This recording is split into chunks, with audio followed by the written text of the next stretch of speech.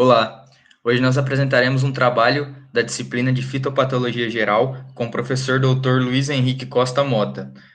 O tema do trabalho é Epidemiologia de Doenças Causadas por Fungos e o grupo ao apresentar o trabalho contém como participante Áureo Henrique, Gustavo Trovato e José Vitor Moraes.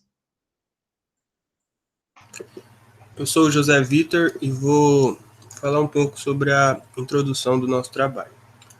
Então, os fungos são organismos heterotróficos e eucarióticos, ou seja, eles não conseguem produzir seu próprio alimento e também possuem seu material genético envolvidos pelo seu núcleo. Eles não possuem pigmentos fotossintéticos, não formam tecidos verdadeiros e também não armazenam substâncias extras. Sua parede celular ela conta com a presença de substâncias quitinosas e sua estrutura somática é representada por hifas e mícelos. Então, em relação ao reconhecimento, em 1960, um cientista americano criou o reino fungi. Então, os fungos saíram do reino plantae e foram para o reino fungi, que é o reino só para eles. E com o passar do tempo, houve diversas mudanças dentro desse reino e atualmente esse reino está sendo dividido de acordo com a característica de cada fungo. O habitat.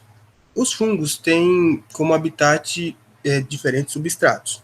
A grande maioria dos fungos, eles vivem no solo e eles fazem a reciclagem dos materiais orgânicos que estão presentes no solo. E eles são encontrados também em vegetais, na água, em animais e etc. Os fungos eles apresentam uma estrutura de dispersão muito vasta, porém sua principal estrutura é via esporos.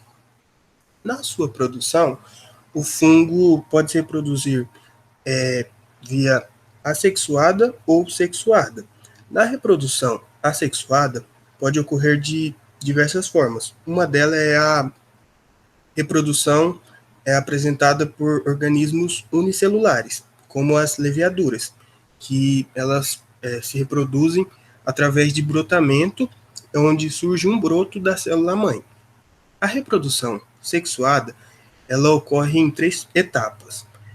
A primeira é a plasmogamia, a cariogamia e a meiose. Na plasmogamia, ocorre a fusão do citoplasma e 2 mícelos. Na cariogamia, ocorre a fusão dos núcleos haploides, que formam a célula diploide. E por fim tem a meiose, que ela é de extrema importância, porque ela restabelece a forma haploide e origina esporos com maior variabilidade genética. Então, agora eu vou falar um pouco sobre os fungos na agricultura. Em relação aos seus benefícios, a associação dos fungos com as raízes de planta ela é bem benéfica, tanto para o fungo quanto para a planta. Para o fungo, ele consegue alimento e a planta ela consegue sobreviver melhor. Ou seja, essa planta ela vai se desenvolver melhor, ela vai ter uma melhor resistência em relação a estresse hídrico e tudo mais. E, consequentemente, ela vai produzir mais, entendeu? E os alimentos também originados dessa planta, eles vão ter uma qualidade melhor, porque não vai ter muito uso de agrotóxico. E isso vai ter um efeito muito grande na economia também. Em relação aos malefícios, os fungos eles podem causar diversas doenças na planta, e isso interfere diretamente no seu ciclo. E dependendo do vírus, a planta não consegue desenvolver direito, e muitas vezes a planta pode até morrer. E com isso ocorre grande perda de produtividade.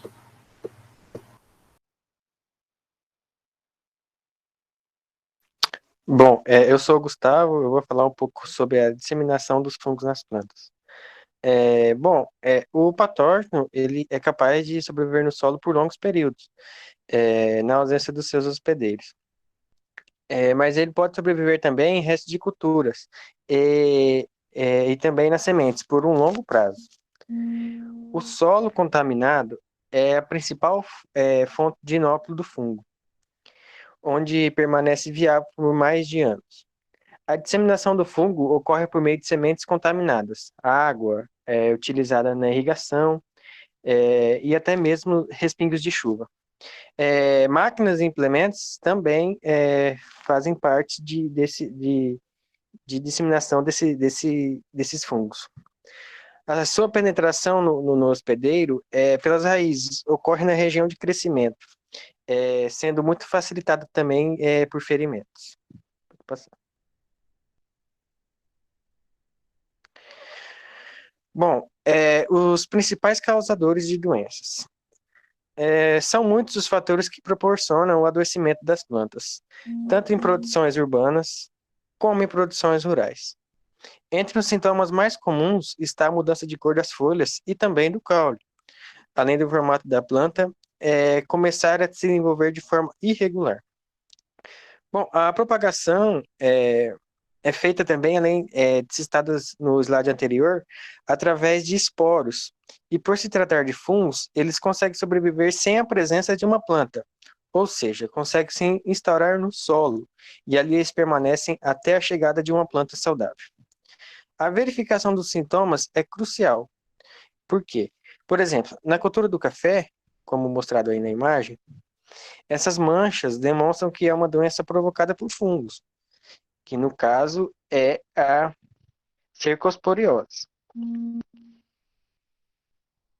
Ela mostra aí que a manifestação delas é demonstrada por manchas arredondadas, pequenas e bem delimitadas, muitas vezes acidentadas e com pequenas pontuações.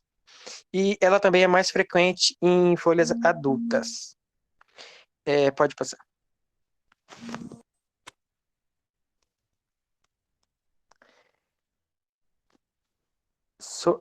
Fungos como agentes de doenças nas plantas. Bom, a epidemia. A epidemia ela se refere no aumento da doença numa população de plantas em intensidade ou até em extensão. Isto é o quê? É um aumento da incidência e da severidade, ou aumento de uma área geográfica ocupada pela doença. Apesar da definição da epidemia considerar somente o aumento da intensidade da doença, a epidemiologia, como a ciência estuda, não somente doenças que aumentam, como também as doenças que diminuem, seja em intensidade ou até na sua extensão. Bom, as espécies saprófitas. Os fungos obtêm alimento, seja como saprófitas, organismos que vivem também sobre matéria orgânica, ou como parasitas, que se nutrem muitas vezes de matéria viva. Em ambos os casos, as substâncias nutritivas são ingeridas por absorções, após terem sido parcialmente digeridas por meio de enzimas. A maioria dos fungos é constituída de espécies saprófitas, que desempenham a importante função de decomposição da biosfera, degradando produtos orgânicos e desenvolvendo carbono, nitrogênio e outros componentes do solo, tornando assim disponíveis às plantas. Em relação à ecologia, a maioria dos fungos fitopatogênicos eles passa parte do seu ciclo de vida nas plantas que lhes servem de hospedeiro e outra parte no solo. Ou também esses fungos eles podem viver em restos vegetais depositados entre substratos. Alguns fungos eles passam todo o seu ciclo de vida sob o hospedeiro e somente suas esporas se depositam no solo, onde permanecem em dormência até que sejam levadas a um hospedeiro na qual germinam e logo em seguida eles se reproduzem, né?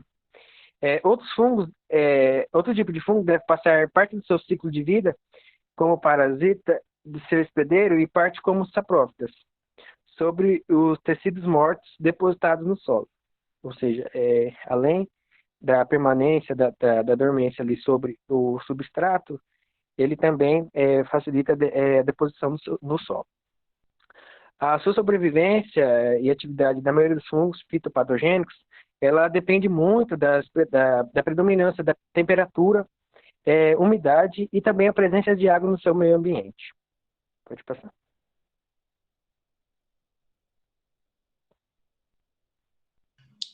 Bom, como foi dito anteriormente, os fungos podem causar muitos benefícios a culturas, né? Dentre elas a qualidade do produto e até desenvolvimento melhor. Entretanto, alguns fungos podem ser fatores limitantes na produção e na produtividade das culturas nos dias atuais, né?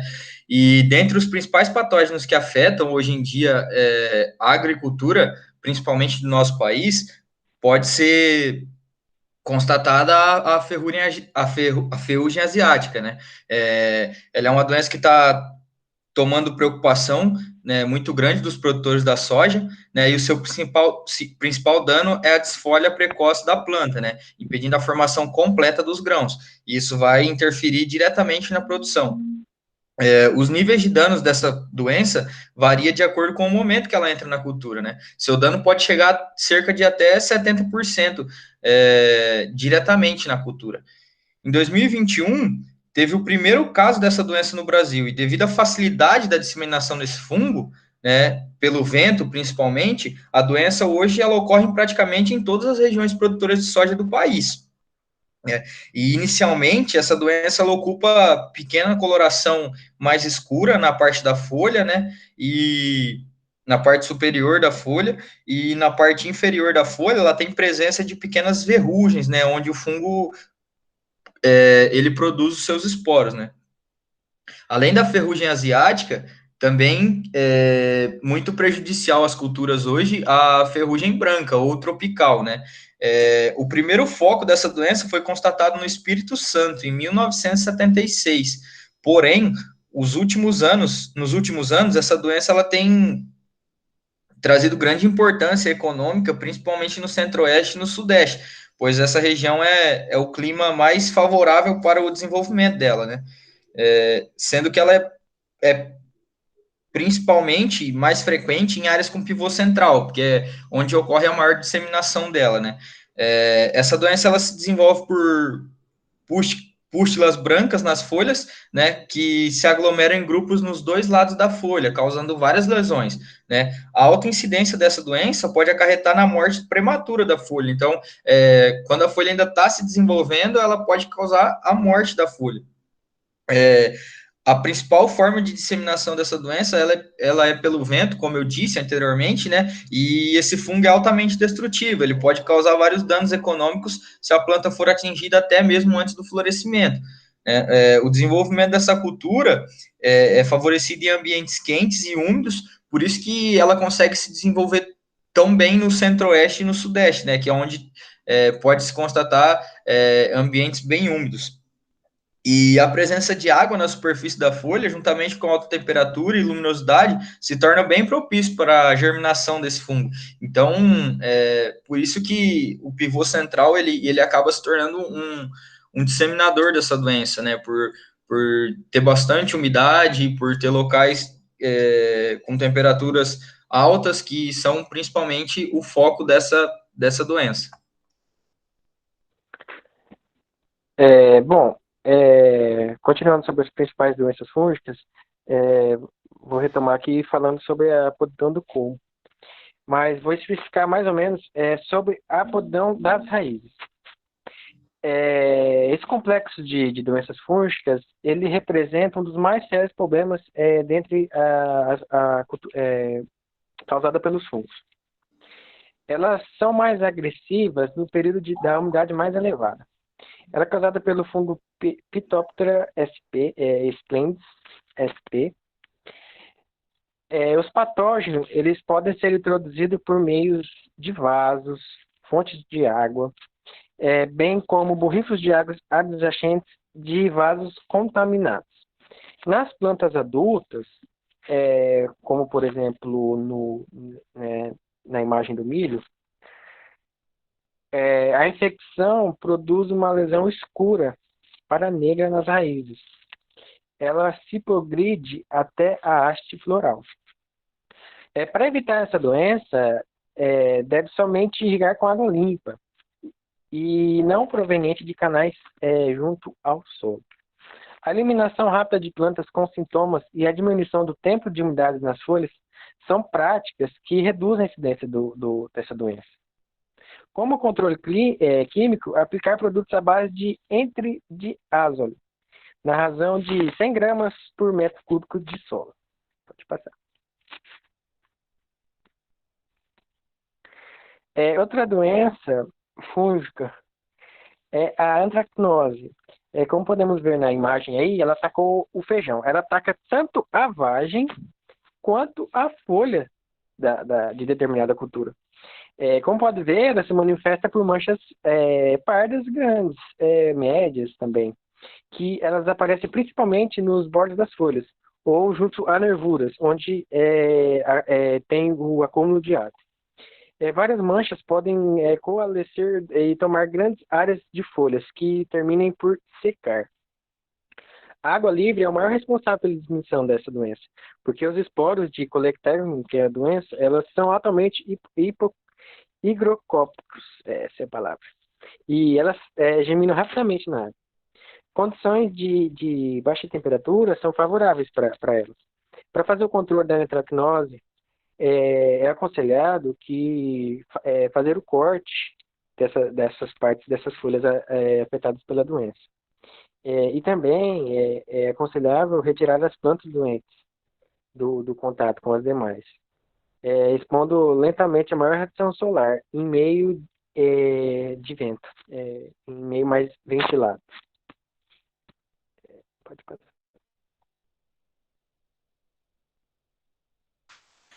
Bom, basicamente o nosso trabalho foi esse. Nós quisemos passar a epidemiologia dos fungos, principalmente nas maiores culturas hoje produzidas no Brasil, e agradecemos pela atenção de todos. Obrigado.